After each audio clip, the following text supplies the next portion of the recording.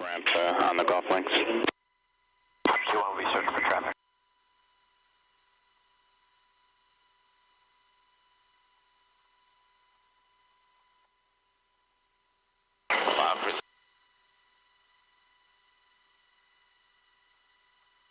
Firehawk 1 tree, 2 UH-60s landing north ramp.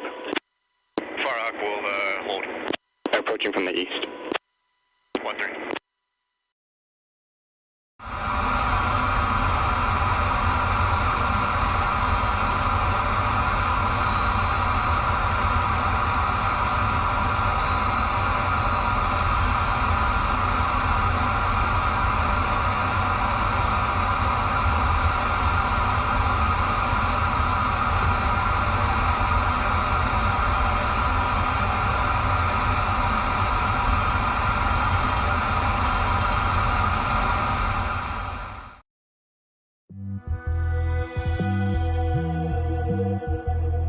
There are more than 4,000 aircraft parked here at the Boneyard.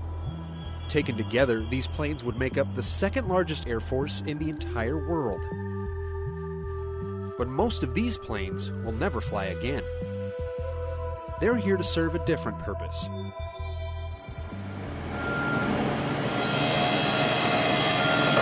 The Boneyard is where the Air Force and every other U.S. government agency sends their decommissioned airplanes to be taken apart, reused in other aircraft, or turned over to the Defense Reutilization and Marketing Office to be sold as scrap.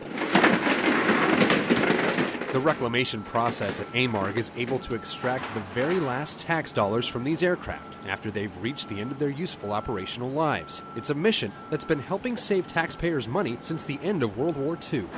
Shortly after the Second World War, there were huge quantities of surplus aircraft scattered all over the world. A lot of them were scrapped where they were in theater, depending on the types. Other airframes were identified as having value for potential future use, or there just wasn't enough capacity in the overseas theaters to dispose of them as required. So a lot of them were ferried back here.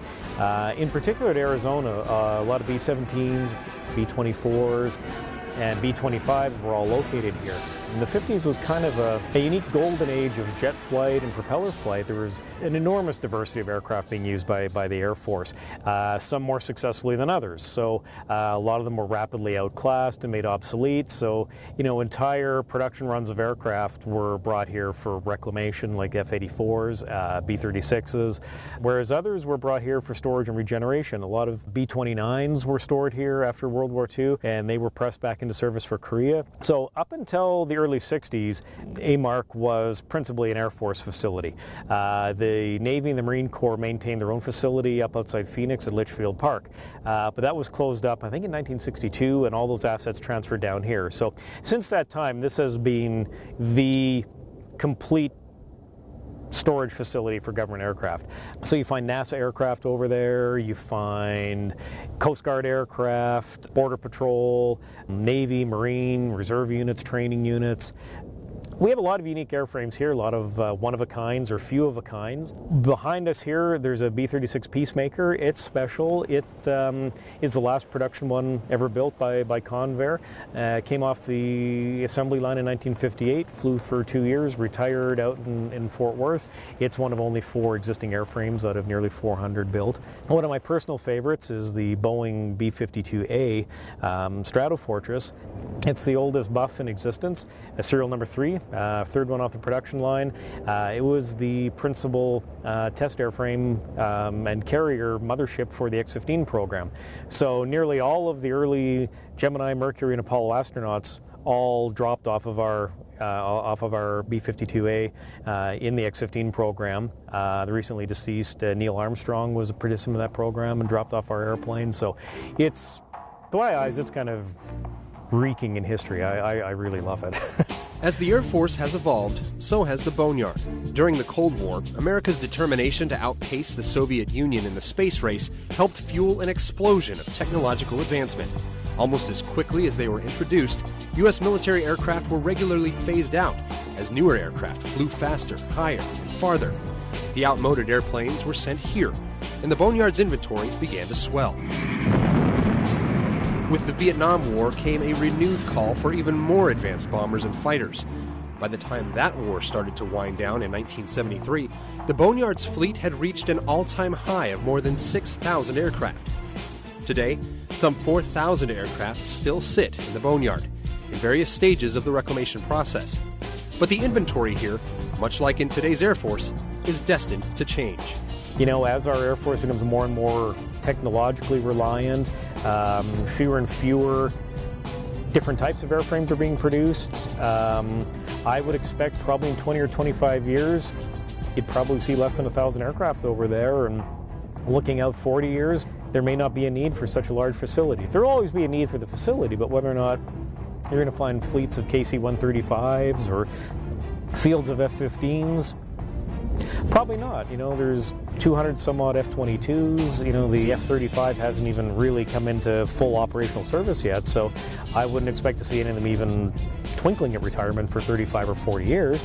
You know, but there's probably several hundred of them, so it's not going to be the same vast, diverse fleet that you see now. So, you know, it is kind of the end of a golden age, you know. Over the course of its more than 60-year history here in the American Southwest, AMARG has become something of an aviation enthusiast's mecca. Wherever you go in the world, anybody who kind of is interested in aviation or airplanes at all, if you mention Tucson, you know, their eyes light up and go, oh, that's where the Boneyards are, right? Yeah, that's where the Boneyards are. And the Boneyards are here for a very good reason. Turns out the desert climate here in Tucson provides an ideal environment for long-term storage of these aircraft, with very little risk of corrosion or other damage from the elements. The ground we're on here is fairly unique. It's a very high calcium soil, very stable. When it's dry as it is now, it's as hard as concrete and very, very, very robust. And with the dry weather conditions here, low relative humidity year-round, very low rainfall, averaging about 6 to 8 inches a year in the region, there's nothing like tornadoes or hurricanes or that type of thing here to potentially destroy assets. So Tucson was identified as an ideal location for an active reclamation facility. And that year-round sunshine also makes this an ideal location for people to come visit and experience Air Force history in person. Normally, when someone wants to get a good look at some military aircraft, they have to do it through binoculars. But here at the Boneyard, you can get up close and personal with everything from fighters, bombers, tankers, lifters, just about everything the Air Force has flown in the last half-century. Our visitors almost universally enjoy the sense of adventure they feel coming out here in the desert to look at airplanes.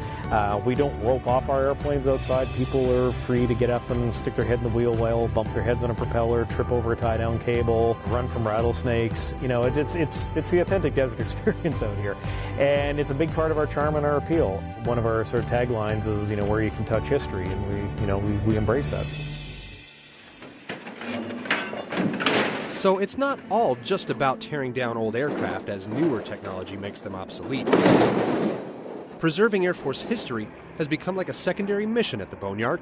Along with the Pima Air and Space Museum right across the street, AMARG serves as a sort of monument to the accomplishments and innovations of the past, hoping to inspire America's future pilots, aircraft engineers, and astronauts. You know, our next generation of aerospace innovators, for all you know, could be wandering around here this weekend, getting that whiff of hydraulic fluid.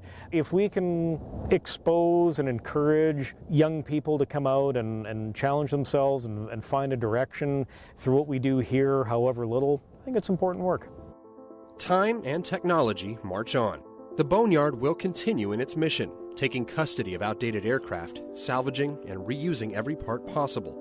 But except for the small handful of aircraft that are preserved for posterity, once a certain model of jet fighter or helicopter or long-range bomber is gone, it's gone forever.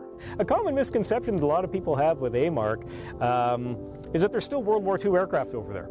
You know, we more often than you think, we do get emails or phone calls from people doing family history or have heard legend through one of their uncles or cousins that, oh yeah, there's a Boneyard out in Arizona that's got all these World War II aircraft out there. So they call wondering if their grandfather's B-24 is still parked across the street there, and we have to generally explain to them, no, I'm afraid not. I mean, it was turned into beer cans probably 60 years ago.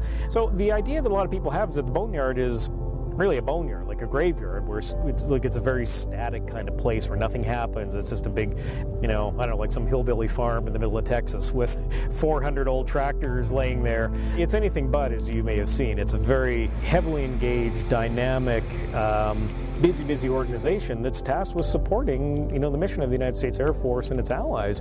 And that's a huge amount of work. For today's Air Force from Tucson, Arizona, I'm Tech Sergeant Nicholas Kurtz.